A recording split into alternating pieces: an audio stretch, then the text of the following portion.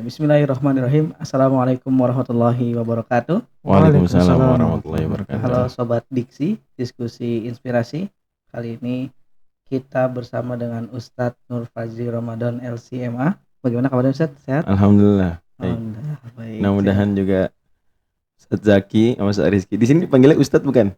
Ya, Kita bebas aja Ustaz. Boleh. Biasanya apa? Biasanya Bang Maul sama Bang Rizky. Bang Maul dan Bang Rizky. Oke, Ya, mudah-mudahan podcast. Bang Maul dan Bang Rizky sehat selalu. Amin. Insyaallah. Ustaz.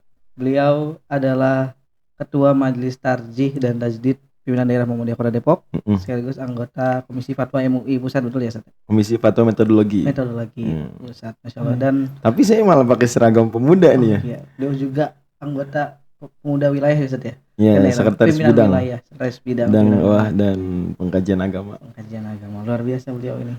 Sudah kemana-mana beliau ya. Insya Allah. Mudah-mudahan Allah berikan keikhlasan dan berkahan Amin ya kemanfaatan. Allah. Amin ya Allah. Amin. Kali ini saya bersama Ustadz Rizky, Bang Katanya Rizky. jadi Bang. Lupa kita. Boleh Bang, boleh Ustaz. Bersama Bang Rizky di diksi kali ini akan membahas terkait apa Bang Rizky? Ya, terkait pemuda Ramadan dan tantangan zaman Ustaz. Pemuda Ramadan dan tantangan zaman. Gitu. Ya. Ustadz, kenapa nih langsung aja nih Ustadz, saya punya pertanyaan dari teman-teman juga gitu. Kenapa Ramadan ini sering disebut momentum emas bagi pemuda itu sendiri Ustadz? Oke. Sebetulnya Ramadan tuh momentum emas buat siapapun ya. Oh iya. Tapi memang untuk anak muda sendiri itu dia punya makna spesial. Saya memaknainya, ya mudah-mudahan saya masih terhitung muda ya, walaupun kayaknya udah tua juga. Masih di pemuda wilayah. Masih muda wilayah Jawa Barat berarti masih muda ya. Di pemuda. Masih. Jadi kalau bulan Ramadan itu kan biasanya kita itu banyak waktu yang kurang dimotivasi untuk ibadah. Ini misalnya anggaplah bukan bulan Ramadan, misalnya bulan Shofar. Ada apa bulan Shofar? Nah, jadi pertanyaan bagi banyak orang itu malah kayak nggak ada motivasi untuk beramal solehnya. Tentu itu kita bicara pandangan orang secara umum ya. Kalau orang yang ngerti benar-benar ilmu-ilmu syariah, dia tahu lah Ramadan nggak Ramadan banyak juga momentum untuk beramal soleh. Nah pas Ramadan inilah tiba-tiba kayak peaknya gitu ya. Kalau kerja itu kayak rush hour. Lagi ramai-ramainya orang beribadah, beramal soleh. Sehingga kayak anak muda tuh tadinya mau mager, mau males-malesan gitu ya, karena gabut nggak ada kerjaan, jadinya kayak buka deh. Mungkin awal-awal nggak langsung Al-Quran, awal-awal YouTube ya, diksi gitu misalnya contoh. Kajian gitu Ya gitu dulu biasanya, step by step, nggak langsung buka Quran umumnya sih. Ya bahkan dulu zaman saya masih SMA SMP juga, ya anak-anak muda seumuran saya mereka baca Qurannya kurang. Tapi kalau Ramadan jadi banyak baca buku-buku keislaman. Begitu kecenderungannya. Nah mungkin kalau sekarang bukan baca buku keislaman tapi scrolling. Ya konten-konten keislaman. Nah itu udah satu langkah memaksimalkan waktu di bulan Ramadan. Terlebih anak muda itu punya kecenderungan FOMO. FOMO. Ya, tahu kan FOMO ya? Ikut-ikutan. Ya. Jadi fear of missing out itu bagi anak muda sesuatu sekali. Sehingga ketika orang-orang pada sholat tarawih, rame-rame, kayak masa nggak tarawih juga sih? Pada bukber ya, iftar jama'i gitu ya. SOTR apa? Sahur on the road, ya dan seterusnya kayak gitu-gitu. Itu jadinya mereka kayak termotivasi untuk lebih memaksimalkan waktu yang ada. Bahkan nih ya, sepertinya waktu untuk bermedsos itu jadi sedikit berkurang karena FOMO dengan aktivitas di dunia nyata tadi. Ya kan, dunia nyata misalnya tarawih itu kan dunia nyata, buka puasa bersama itu dunia nyata, kemudian juga apa tadi sahur on the road itu juga dunia nyata.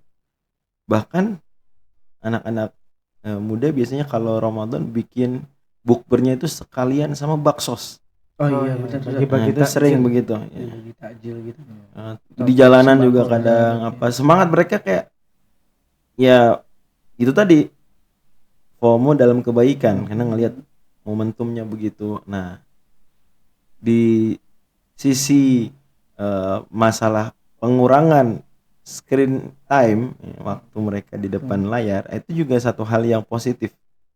Walaupun ini perlu ditinjau ya kira-kira seberapa besar efeknya kemudian setelah Ramadan itu membekas, nanti mungkin kita bisa explore lebih jauh. Tapi poin yang mau saya sampaikan untuk kali ini adalah setidaknya mereka jadi membiasakan diri engage di dunia nyata dengan lingkungan sekitar yang mungkin jarang-jarang sholat berjamaah, bahkan kali ini jadi terawih. Karena ya siapa sih anak muda yang kira-kira semangat kalau terawih sendiri di rumah kan. Tidak mudah lah, saya nggak katakan mustahil atau sulit, tapi tidak mudah. Kemudian tadi iftar, jama'i dan seterusnya, ini berarti otomatis bagi mereka ada dorongan sendiri untuk kemudian menjadi lebih baik, beda dari bulan-bulan Bulan-bulan lain. biasanya. Gitu. Jadi Ramadan itu juga jadi apa namanya, betul gitu ya Ustaz. Momentumnya ya, walaupun tadi kan kata Ustaz semuanya begitu ya, dapat momentum Ramadan itu biar jadi lebih baik, walaupun mungkin ya ada FOMO begitu karena ikut-ikut yang lain. Nah mungkin Ustaz ini juga jadi pertanyaan kita semua gitu Ustaz ya. Tantangan terbesar sebenarnya apa sih Ustaz bagi pemuda ini? Ya akhirnya karena FOMO dan sebagainya gitu Ustaz, ikut-ikut taraweh dan lain sebagainya, baca Quran. Sebenarnya yang menjadi masalah atau tantangan kita semua ini apa sih Ustaz? Iya, Gitu dari ya, di pemuda itu Ramadan. apa Ustaz? Oke. Menurut Ustaz. Ya jadi FOMO tadi sebenarnya bukan hal yang terbatas pada zaman sekarang aja, dari zaman dulu lah. Saya pikir rata-rata anak muda itu mulai merasakan masjid itu di Ramadan. Coba aja tanya diri sendiri deh. Oh, iya benar sih. Bener ya? Coba ingat-ingat Gaspol SD gitu. atau Semangat gitu ya. SMP gitu ya. Saya merasa kayaknya kalau Ramadan ini memang ada semangat sendiri gitu. Nah, di situ tapi sebenarnya saya merasakan ada tantangan, yaitu kalau dia usianya mudanya masih usia main, maka nanti bisa jadi pas lagi kultum terawih nih jadi malah main. Gitu ya. Misalnya anak-anak SD kelas 6 itu masih suka keluar gitu kan. Terus umpama habis terawih godaan lagi langsung pulang, apa kemudian nyangkut di tongkrongan gitu. Ini godaan juga, ada tantangan juga. Kemudian juga misalnya, wah kalau terawih misalnya tetangga-tangga perempuan keluar masjid juga gitu, masjid juga kan, pakai mukena dan seterusnya gitu ya. Nah itu tantangan lagi juga. Wah yang komplek ya. Gimana? Beda dari komplek ya katanya. Beda dari komplek ya, Allah alam. Tapi poinnya adalah itu salah satu challenge. Challenge-nya. Kemudian juga, nah ini jadi problem lain adalah ketika tadi momennya sahur on the road itu ya, itu memang umumnya dilakukan dan ada hal-hal negatifnya. Agak anarkis kadang soalnya. Ya, dan sangat disayangkan. Tapi terlepas dari itu semua, setidaknya kalau kita hanya melihat sisi positifnya saja dan kita memaksimalkan sisi positif tersebut, mudah-mudahan itu bagian dari langkah awal ya menuju perbaikan. Karena memang pada akhirnya boleh jadi niat seseorang itu nggak lurus di awal. Kemudian seiring berjalannya waktu menemukan kenyamanan, kemudian dapat momentum lebih pasnya lagi, misalnya setelah bulan Ramadan atau di hari kesekian Ramadan dapat nih dia itikaf misalnya. Wah ini dia ternyata memang bukan cuma FOMO-FOMOan atau mengejar eksistensi atau cuma buat update story dan status begitu, tapi wah memang dia terasa nikmatnya. Nah ini satu hal yang memang sudah diisyaratkan Nabi SAW dalam hadis riwayat Bukhari Muslim, hadis Arba'in nomor pertama ya, nomor 1. Yang juga hadis pertama di Sahih Bukhari, Riyadhus Shalihin, At-Targhib wa Tarhib, dan banyak buku-buku hadis lain, Umdatul Ahkam gitu ya. Wa innamal a'malu binniyat wa innamal likulli imrin ma nawa. Setiap amal tergantung niatnya dan setiap orang mendapatkan apa yang dia niatkan. Faman kanat hijratuhu ilallahi wa rasulihi fa hijratuhu ilallahi wa rasulihi. Kalau hijrahnya lillahi ta'ala, niatnya benar, maka dia hijrahnya kepada Allah dan Rasulnya. Nah, tapi yang kedua ini menarik. Wa man kanat hijratuhu lidunya yusibuha aw imra'atin yankihuha. Kalau dia niat hijrahnya, niat amal solehnya, niat ke masjidnya pas tarawih atau yang sejenisnya dari aktivitas Ramadan itu untuk dunia yang dia peroleh. Dunia di sini bisa nambah followers, bisa nambah subscriber sehingga pas dimonetisasi lebih gede dapatnya, popularitas atau apapun dari hal-hal duniawi.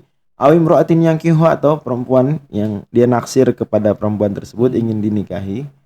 Ya seperti kasus tadi yang kita sebut gitu ya.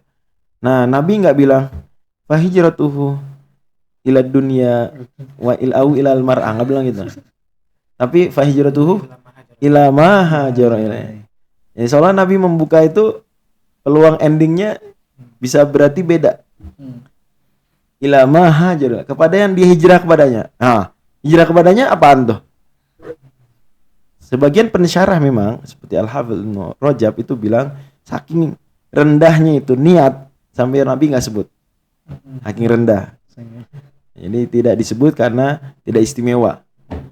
Nah, tapi sejumlah ulama lainnya itu memberi poin isyarat bahwa berarti mungkin saja sebenarnya terbuka peluangnya. Maksud Ibnu Rajab isyaratkan juga di Jami'ul Ulum. Bisa juga terbuka dia kemudian memperbaiki niatnya. Gitu. Jadi awalnya lidunya yusibuha aw imra'atin yankihuha. Kemudian seiring berjalannya waktu dia benar niatnya. Dan itu banyak sekali kasus begitu. Banyak kasus begitu. Bahkan jangankan zaman sekarang. Ya, yang mana mungkin banyak akhwat yang hijrah awalnya karena ikhwan atau sebaliknya. Awal hijrah karena ya seru-seruan di masjid bareng anak-anak rohis gitu dan seterusnya. Terus ke bawah seru-seruan bareng pemuda, bareng IPM gitu, asik jalan-jalan, ya nggak, motoran, futsalan atau sejenisnya lah dari aktivitas yang ada anak IPM, IMM dan pemuda. Terus dia akhirnya apa? Beneran klop dan beneran aktif. Terus-terusan jadi orang soleh beneran. Begitu. Nah, ini yang kita sebenarnya jangan tutup pintunya. Jadi kalau dari awal ada yang niatnya salah, jangan dibilang, udah stop, pulang, niatnya salah. Jangan begitu. Tapi ya udah terus dikontrol, dijaga ya, sambil terus dia memperbaiki niat. Itu banyak di era klasik kalimat terkenal dari Sufyan bin Uyainah misalnya radhiyallahu rahimahullah, talabnal ilma li ghairillahi fa aba an yakuna illa lillah. Kami dulu cari ilmu awalnya tidak lillahi ta'ala. Tapi ilmu itu lama-lama enggak nyangkut kecuali kalau lillahi ta'ala. Jadilah kemudian lillahi ta'ala. Nah, begitu juga kira-kira ibadah awalnya tidak lillahi ta'ala, tapi kemudian tidak terasa nikmatnya atau kurang terasa nikmatnya kalau belum lillahi ta'ala, jadilah kemudian lama-lama lillahi ta'ala. Berarti termasuk kali Ustaz, misalnya saya belum mau berhijab tapi belum siap hatinya. Iya. Nah, begitu. Jadi pakai aja jilbab dulu aja hijabnya gitu jilbab. ya. Mungkin awal-awal kayak cuma ya ya Apa? Ustaz Maulana Sakratul maut gitu. juga jilbab sakratul maut ada gitu. Janganlah, menurut saya jangan diledek lah. Saya pikir nggak tepat ya. Dia much better dia berhijab begitu daripada nothing ya, daripada nggak sama sekali. Dan mundurlah 30 tahun lalu, 20 tahun lalu. Itu istimewa sekali kalau ada yang berhijab seperti itu. Jadi jangan, menurut saya ya, wallahu a'lam bishawab nih. Ya, kadang tapi dijudge gitu Zat, kayak jangan diledek ya. Itu ya, soalnya saya punya beberapa kawan pengalaman itu, dia justru sakit hati sekali disinggung demikian, akhirnya jadi nggak semangat setelah itu. Jangan hati-hati dengan mulut Anda kawan-kawan. Iya, nabinya mengatakan basyiru wala tunafiru gitu. Hadis Bukhari Muslim. Beri kabar gembira, jangan bikin orang lari. Saya pikir ungkapan jilbab sakaratul maut bikin orang lari. Jadi jadinya jadinya ini kita harus 100% atau enggak sama sekali gitu. Jadi udah enggak usah pakai jilbab sekali deh, pakai jilbabnya masih diledek-ledek gitu. Nah, jangan begitu. Ya, oke, mudah-mudahan bisa dimengerti nih. Aman, Ustaz. Nah, Ustaz, tadi kan bisa dibilang ada pemuda yang memang ketika Ramadan datang dia FOMO berbuat kebaikan. Tapi ada juga pemuda yang justru ketika dia datang bulan Ramadan malah lalai nih, Ustaz. Nah, itu kenapa sih Ustaz, kira-kira Ustaz gitu? Dan gimana cara kita agar tidak seperti itu gitu Ustaz? Oke.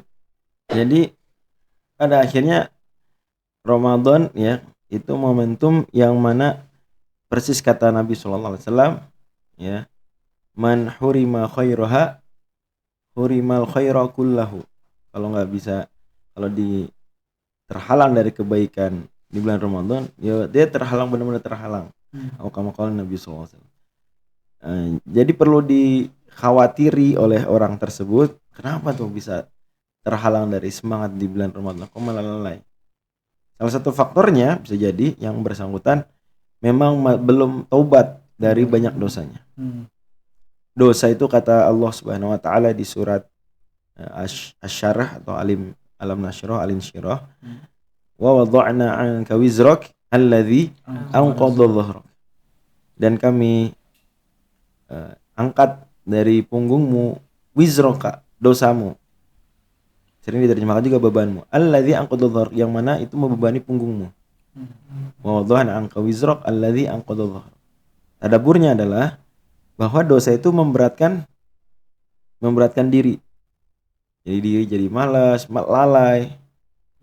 Bahkan di surat Al-A'raf Allah firmankan, sa'asrifu an ayati alladzina yatakabbaruna fil ardi bighairil haqq. Aku akan palingkan dari ayat-ayatku. Kalau malas baca Quran nih perlu diwaspadai, jangan masuk ayat ini. Siapa orang yang menyombongkan diri? Yatakabbaruna fil ardi bighairil haqq. Jadi boleh jadi ini perlu khawatir yang bersangkutan. Kita nggak usah memastikan, tapi kita bilang ke dia, kamu sebaiknya coba periksa hati, periksa tobatnya, apa sudah tobat dari dosa-dosa belum, karena bisa dia menghalangi dari kebaikan, dari amal soleh. Padahal sebaliknya, kalau hati bersih menjalankan amal soleh akan diberi taufik untuk amal soleh berikutnya. Jadi jangan menganggap bahwa kelalaian itu hanya semata faktor kelelahan fisik, enggak. Itu juga bisa lalai karena terlalu banyak aktivitas, too much activities. Bisa jadi, ya enggak. Jadi kenapa enggak sempat tilawah? Terlalu sering bukber. Jadi kalau ustadz itu punya jadwal taraweh dan witir di mana gitu, hari pertama, malam pertama, malam kedua, malam ketiga. Ada yang jadwal bukber dari awal Ramadan sampai nah, kalau yang bersangkutan kemudian exhausted ya dengan aktivitas tersebut, kecapean banget. Nah, memang jadi salah satu faktor membuat lalai. Umpama karena bukber sampai udah enggak taraweh gitu ya. Naudzubillah min dzalik. Kemudian tidurnya juga mungkin pulangnya apa? Larut malam. Terus ya sahurnya mungkin asal-asal pas-pasan tuh. Masya Allah, saya waktu kuliah S2 di Arab Saudi tuh banyak banget yang sahurnya jam 1 malam. Banyak banget saya. Teman-teman, bahkan kantin pun gitu, ngebagiin makanannya baru dijual itu jam 1 malam. Kalau jam 3 malah udah nggak ada. Gitu. Jadi ya, mau nggak mau saya juga tuh, wah, Masya Allah, kayak terdesak untuk ya udah jam 1 malam deh. Kira saya akalin gimana ceritanya biar dia udah tidurnya, ubah waktu dan seterusnya. Terlepas itu bukan hal yang baik, tapi ya kalau memang benar-benar pola hidupnya selama Ramadan begitu ya, bukber atau hangout lah, mungkin nggak harus bukber juga, hangout, makan malam terus nggak taraweh, pulang-pulang dan larut malam, kemudian besok harus sahur, terus sahurnya seadanya, mungkin sahurnya tengah malam. Otomatis kalau sahur tengah malam perut penuh, tidur nggak bagus kan buat kesehatan, tidur perut penuh begitu subuh, kemudian nggak subuh di masjid gitu ya, terus pagi ya harus bayar utang tidurnya. Terus mungkin dia masih sekolah, masih kuliah, berangkat ya terngantuk-ngantuk. Terus kemudian nanti sorenya begitu lagi, muter lagi ya saya pikir jadi bisa jadi kayak ngebentuk karakter juga nggak sih kayak itu Ramadan tuh sebenarnya. Nah ini dia nih, dia kalau kita bentuk bagus jadi pola hidup yang bagus, cuma takutnya ngebentuk pola hidup yang salah. Nah itu jadi salah. Sebelum ke situ saya mau sampaikan dulu informasi saya dapat dari Rumah Sakit Muhammadiyah Jawa Barat di Bandung ya. Mereka ngasih tahu ke saya nih, bahwa mereka udah riset beberapa tahun Hmm. selalu peningkatan kunjungan IGD instalasi gawat darurat itu meningkat signifikan pasca Ramadan. Waduh. Berarti Kebanyakan gule kayaknya. kebanyakan gulai. Gule atau gorengan? Gorengan, gorengan, gitu, gorengan. Atau dan seterusnya banyak lah. Gorengan sambal. Nah itu Nah, atau mungkin makannya Berlebihan saat pas berlebihan atau Iya. setelah terawih kemudian makan banyak lagi sebelum tidur iya, dan seterusnya. betul. Saya pikir, nah itu satu faktor yang nggak bagus lah. Nah soalan kebiasaan. Jadi gini, Bang Maul dan Bang Rizky, ada sejumlah penelitian bicara tentang berapa lama kita bisa membentuk karakter. karakter. Oh, iya. Menjadi kebiasaan mungkin Ustaz.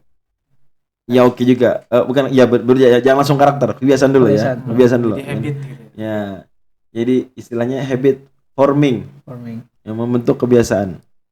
Nah, itu penelitian yang dilakukan European Social Sciences Institute itu bilang, ini tahun 2009, bahwa orang butuh 18 sampai sekitar 66 hari untuk membentuk kebiasaan baru.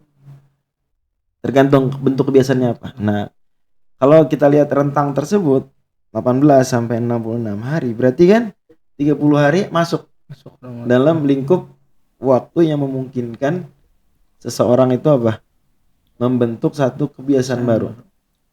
30 hari berturut-turut dia lakukan. Nah, ini dia yang kita khawatirkan, kalau justru kita pas Ramadan membentuk kebiasaan yang salah. Kebiasaan apa tadi? Tidur larut malam, kebiasaan tidur pagi, dan seterusnya. Saya nggak bilang itu nggak boleh, toh pada akhirnya juga kira-kira hukumnya makruh lah. Tapi ya begitu tidur subuh kan makruh dan seterusnya. Tapi masalahnya adalah itu mendukung nggak untuk masa depan dia, untuk zukun atau future dia tuh mendukung nggak? Takutnya nggak mendukung. Umpama kebiasaan makan sebelum tidur, makan berat malam-malam, tidur larut malam sebelum tidur. Sementara dia di masa depan itu ingin menjadi atlet, nggak cocok, gitu ya. Atau kebiasaan tidur pagi, sementara dia mau jadi pekerja kantoran, atau dia anak sekolahan lah, yang mana kayaknya di Jawa Barat ini malah dibikin lebih pagi kan, 6.30 seingat saya berarti ya. Belum lama saya ke sekolah saya SMA Negeri 1 Bekasi, acara sanlat sebagai alumnus datangnya. Itu memang beneran mereka 6.30. Masya Allah, tabarakallah. Di Depok juga saya perhatikan begitu ya. Yang sekolah negeri lah minimal. Nah, kalau begitu kan berarti dia membentuk kebiasaan yang tidak support terhadap sukunf dia, future dia, masa depan dia. Nah, itu masalah. Terlepas hukumnya ya, apa hukumnya? Kan nggak haram Ustaz tidur pagi-pagi, ya oke lah. Tapi Anda mau jadi apa di masa mendatang? Gitu. Kalau memang ternyata sekolah Anda menyuruh Anda masuk 6.30, kantor Anda jam 7 misalnya, ya nggak cocok kebiasaan seperti itu. Allah alam sih.